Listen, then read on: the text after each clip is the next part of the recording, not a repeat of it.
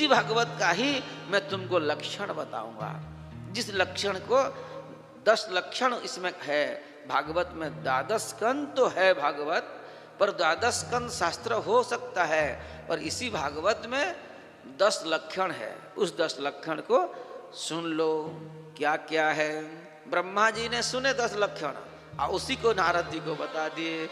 अत्र सर्गो विसर्गश्च स्थानं पोषणमूतयः मन्वन्तरे सानुकथा निरोधो मुक्तिराश्रयः दशमस्य विशुद्ध्यर्थं नवानामिह लक्षणं वर्णयन्ति महात्मानः श्रुति अर्थेन चान्यसा।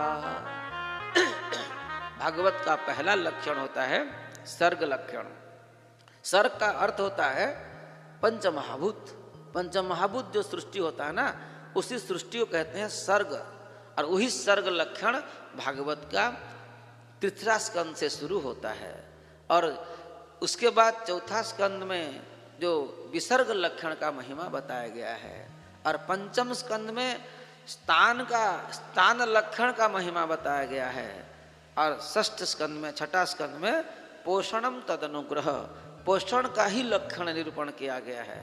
सप्तम स्कंद में उतयः कर्म वासनः, उति लक्षण को बताया गया है। और अष्टम स्कंद में मन्वन्तराणि सद्धर्म, मन्वंतर का महिमा बताया गया है। कौन कौन मन्वंतर में कौन कौन मनु आए, कौन कौन राजर्षि आए, और सद्धर्म यानी कि भागवत धर्म को संपादन किए।